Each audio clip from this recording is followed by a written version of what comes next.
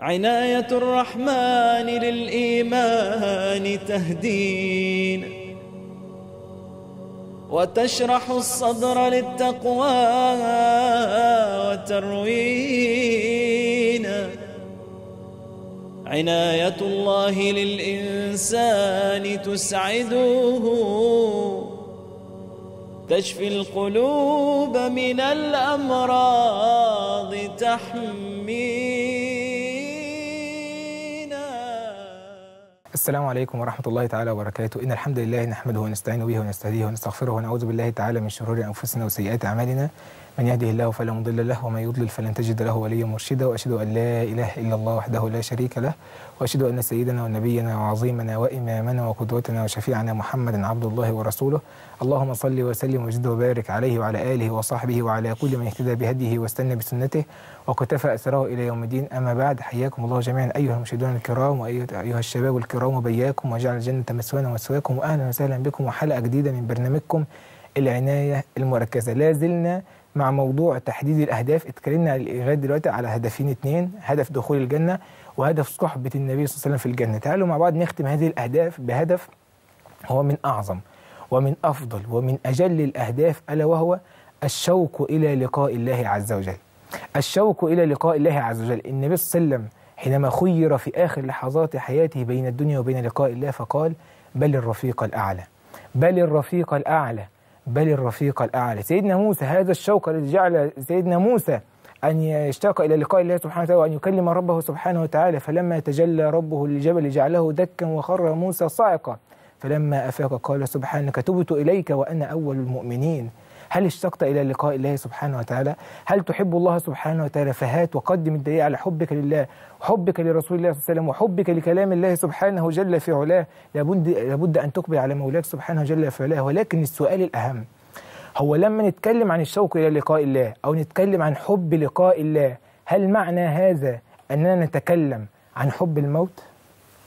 نعم، ليس حب لقاء الله عز وجل معناه حب الموت. وهذا السؤال هو الذي سألته السيدة عائشة للمصطفى صلى الله عليه وسلم في الحديث الذي قال فيه: من أحب لقاء الله أحب الله لقاءه، ومن كره لقاء الله كره الله لقاءه. فقالت السيدة عائشة: يا رسول الله، أكراهية الموت؟ فكلنا يكره الموت.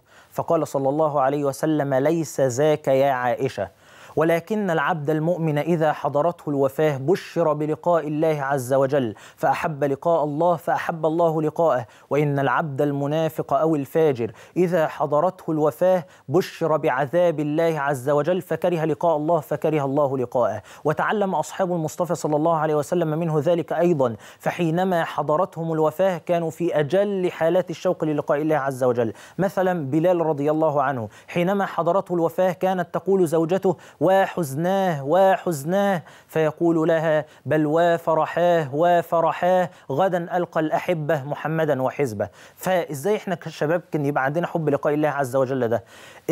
في علامات كتير تدل إن أنت عندك حب لقاء الله عز وجل. أول حاجة فطام الجوارح عن الشهوات. يعني إيه؟ يعني أنت كشاب دلوقتي في هذه الأيام المباركة كم تركت من الذنوب ابتغاء وجه علام الغيوب؟ من ينوي أن يحافظ على الصلاة الخمس في جماعة بعد أن كان مقصرا فيها؟ كم أخت تنوي أن تلبس الحجاب؟ وهكذا. إذن أول شيء فطام الجوارح عن الشهوات. تاني حاجة حب لقاء الله مع الراحة والعافية. يعني أنت مش معنى أنك بقيت غني وبعد أصبحت واجها في المجتمع إنك ما تشتاقش لقاء الله عز وجل، بل إن الإنسان كلما ازداد نعيما وترفا في الدنيا كلما ازداد شوقا للقاء الله عز وجل، لأن ما عند الله خير وأبقى. يوسف عليه السلام حينما ألقي في الجب هل تمنى يوسف الموت؟ لم يتمنى يوسف الموت. حينما ألقي في السجن هل تمنى الموت؟ أبدا ما تمنى الموت. حينما تعرض لفتنة أو لفتنة امرأة العزيز هل تمنى الموت؟ لم يتمنى الموت. إذن فمتى تمنى يوسف الموت؟ تمناه يوم أن كان على العرش وخر له أبوه وإخوته ساجدين، قال حينها: توفني مسلما وألحقني بالصالحين. نعيم الجنة الحقيقي كما ذكرت قبل ذلك في حلقة دخول الجنة، في هدف دخول الجنة، أنه ليس في خمرها ولا في ذهبها ولا في لبنها ولا في فضتها، وإنما أغلى نعيم وأعلى نعيم هو النظر إلى وجه الله الكريم، هو الشوق إلى لقاء الله سبحانه وتعالى، أن تنظر إلى وجه الله سبحانه وتعالى. فاللهم إني نسألك أن ترزقنا لذة النظر إلى وجهك في غير ضراء مضرة ولا فتنة مضلة. ولكن السؤال الآن: كيف ستلقى الله؟ وكل واحد منا مذنب وكل واحد منا عاصي، كيف ستقبل على الله سبحانه وتعالى؟ ما منكم من أحد إلا وسيكلمه ربه، هكذا أخبرنا رسول الله صلى الله عليه وسلم. ما منكم من أحد إلا وسيكلمه ربه ليس بينه وبينه ترجمان، فينظر أيمن منه فلا يرى إلا ما قدم، وينظر أشأم منه فلا يرى إلا ما قدم، وينظر بين يديه فلا يرى إلا النار تلقاء وجهه، فاتقوا النار ولو بشق تمرة. هتقابل ربك إزاي؟ بالذنوب والمعاصي. تعصي الإله وأنت تزعم حبه، هذا لعمري في القياس شنيع، لو كنت صادقا في حبه لأطعته، إن المحب لمن يحبه مطيع. شوف الرجل الذي قتل 100 نفس، لما قتل 99 نفس بعد كده دلوه على راهب فقال له ليس لك من توبة، فقتله فكمل به 100، فذهب للعالم فقال له اخرج من أرضك فإنها أرض سوء، وذهب إلى أرض صالحة يعبد الله عز وجل فيها. فلما ذهب يعني حضرته الوفاة وحضرته المنية في الطريق، فاختصمت فيه، وكلنا لا نعلم القصة، اختصمت فيه ملائكة الرحمة وملائكة العذاب. ملائكة الرحمة تقول إنه جاء مقبلا إلى الله عز وجل، وملائكة العذاب تقول إنه لم يعمل خيرا قط بل قتل 100 نفس. فجاء ملك في صورة رجل فقال له قيس ما بين الأرضين فإلى أيتهما كان أقرب، فهو ذلك، فقاس ما بين الأرض فوجدوه أقرب إلى الأرض الصالحة. أقبل على الله سبحانه وتعالى بقلب ذليل خاشع، أخلص توبته لله سبحانه وتعالى، تاب توبة نصوحة لله عز وجل، مصداقا لقول الله جل في علاه: يا أيها الذين آمنوا توبوا إلى الله توبة نصوحة. حب لقاء الله حب عظيم، وما أجمل منا إن احنا نحب ربنا سبحانه وتعالى، والأجمل منه والأجمل إنك تحب إنك تقابل ربنا سبحانه وتعالى. لكن في مشكلة قوي بنلاحظها على لسان الشباب دايما، الشباب اللي دايما بيضيع عمره، والعمر بيجري من تحت رجليه وهو مش واخد باله. كلمة مهمة قوي الشباب النهاردة بيقولوها على لسانهم: أنا خايف من مقابلته. عارف أنت ليه خايف من مقابلته؟ عشان حاجة واحدة، هي دي السبب الرئيسي في خوفك. ليه؟ لأنك مش مأدي اللي عليك. أول حاجة النهاردة عشان تتخلص من خوف مقابلتك من ربنا سبحانه وتعالى، أدي ما عليك، أدي الفروض، الصلاة اللي بتضيع وقتها، وكتير قوي بيضيعوا وقتها من الشباب. حاجة تانية، أدي وقتك فيما ينفع، وده أهم حاجة. تأدية الوقت في الوقت النافع دي أهم حاجة. يبقى إذن لما أنا أأدي اللي عليا، نسبة خوفي النهاردة تبقى بنسبة 50%، ونسبة عملي من ربنا سبحانه وتعالى تبقى بنسبة 80%. يوم ما يجي لي قضاء الله، وكلنا مفيش حد كبير على الموت، يوم ما يجي لي قضاء الله سبحانه وتعالى هيبقى الأمر هنا هين، إن أنا حابب إن أنا ألاقي ربنا، لأن أنا عامل اللي عليا، وما كان من تقصير فهو من الشيطان. يبقى إذن النهارده موت الفجاءة اللي بيجي كتير قوي مننا من الشباب، اللي النهارده هم مكانهم في القبور، النهارده مكانهم مش بيننا، مكانهم مش بين أهلهم. دايما وأبدا لازم يحطوا في دماغهم حاجة واحدة أبدا يا شباب: حطوا حب لقاء الله في قلوبكم دايما عشان تقابلوا بيه ربنا سبحانه وتعالى. آخر حاجة لازم نوضحها، الخليل إبراهيم عليه السلام، وهو يسمى بالخليل إبراهيم عليه السلام، اللي ربنا سبحانه وتعالى كان يسمى، بيقول لك الخليل خليل الله، خليل يعني صاحب، كان مصاحبا لحضرته سبحانه وتعالى. الخليل إبراهيم لما جه ملك الموت بيقبض روحه، وشوف مدى حب لقاء الله تبارك وتعالى. ملك الموت لما جه يقبض روحه، سيدنا إبراهيم بيقول له: يا ملك الموت، وهل يميت الخليل خليله؟ فربنا سبحانه وتعالى أوحى لملك الموت قال له: يا ملك الموت، قل لإبراهيم وهل يكره الخليل لقاء خليله؟ يبقى إذن لازم نحب لقاء الله عشان ربنا يحب لقاءنا. من أحب لقاء الله أحب الله لقاءه. يا شباب دايما وأبدا عليكم بحاجة واحدة: حبوا ربنا عشان ربنا تبارك وتعالى يحبكم، ولما يحبكم هيديكم كتير قوي من نعمه سبحانه وتعالى. ونسأل ربنا ان احنا نكون دايما يا رب مقابلين لقاء الله كلنا واحنا راضيين وهو راض عنا.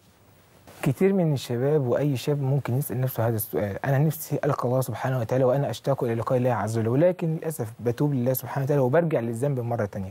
اسمع إلى هذا الحديث. النبي صلى الله عليه وسلم يقول: أصاب عبد ذنبا فعلم أن له ربا يغفر الذنب ويأخذ بالذنب، ثم تاب إلى الله سبحانه وتعالى فقال الله عز وجل: أصاب عبدي ذنبا فعلم أن له ربا يغفر الذنب ويأخذ بالذنب فغفرت لعبدي، ثم يذنب ويعود العبد مرة أخرى للذنب مرة تانية. وهذا ما يحدث مع كثير من المسلمين الآن، يعود للذنب مرة أخرى ولا حول ولا قوة إلا بالله، ثم يقبل على مولاه سبحانه جل في علاه فيقول الله عز وجل: أذنب عبدي ذنبا فعلم أن له ربا يغفر الذنب ويأخذ بالذنب إني قد غفرت لعبدي، ثم يذنب للمرة الثالثة فيقبل على مولاه مرة ثالثة فيقول المولى سبحانه وتعالى: أذنب عبدي ذنبا فعلم أن له ربا يغفر الذنب ويأخذ بالذنب، ألا فليفعل عبدي ما شاء إني قد غفرت له، ألا فليفعل عبدي ما شاء إني قد غفرت له. أهم شيء أن تخلص نيتك لله سبحانه وتعالى. من أهم شروط التوبة أن تقبل على الله سبحانه وتعالى بقلب صادق خالص لله سبحانه وتعالى. وكما ذكرنا قبل ذلك في حلقة التوبة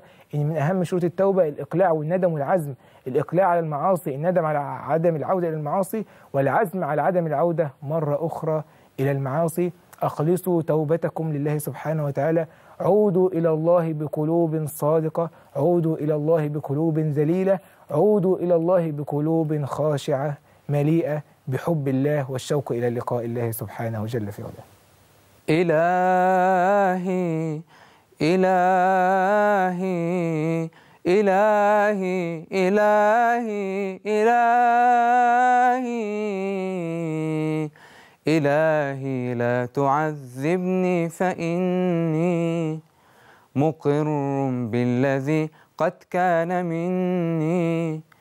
إلهي لا تعذبني فإني مقر بالذي قد كان مني. وما لي حيلة إلا رجائي لعفوك إن عفوت وحسن ظني. لعفوك إن عفوت وحسن ظني. آه آه آه آه آه. وكم من ذلة لي في الخطايا وأنت علي ذو فضل ومن. وكم من ذلة لي في الخطايا وأنت علي ذو فضل ومن. إذا فكرت في ندمي عليها عضدت أناملي وقرعت سني. عضدت أناملي وقرعت سني. إلهي إلهي إلهي إلهي لا تعذبني فإني مقر بالذي قد كان مني. وما لي حيلة إلا رجائي لعفوك إن عفوت وحسن ظني. آه آه آه آه آه. يظن الناس بي خيرا وإني لشر الخلق إن لم تعف عني. يظن الناس بي خيرا وإني لشر الخلق إن لم تعف عني. أجن بزهرة الدنيا جنونا وأفني العمر فيها بالتمني. وأفني العمر فيها بالتمني. إلهي إلهي إلهي لا تعذبني فإني مقر بالذي قد كان مني. وما لي حيلة إلا رجائي لعفوك إن عفوت وحسن ظني. إذا كنت فعلا مشتاق إلى لقاء الله عز وجل فأر الله من أنفسك خيرا. أروا الله من أنفسكم خيرا. أروا الله من أنفسكم خيرا. كل شاب فينا يجلس بين يدي الله سبحانه وتعالى في كل سجدة يجلس بمفرده دون أن يراه أحد ويقبل على الله سبحانه وتعالى ويعترف بعجزه، يعترف بتقصيره بين يدي الله سبحانه وتعالى حتى ينعم بلذة النظر إلى وجهه في غير ضراء مضرة ولا فتنة مضلة. أحبتي في الله، أحبكم في الله، أستودعكم الله، والسلام عليكم ورحمة الله تعالى وبركاته. عناية الرحمن للإيمان تهدينا وتشرح الصدر للتقوى وتروينا. عناية الله للإنسان تسعده تشفي القلوب من الأمراض تحمي.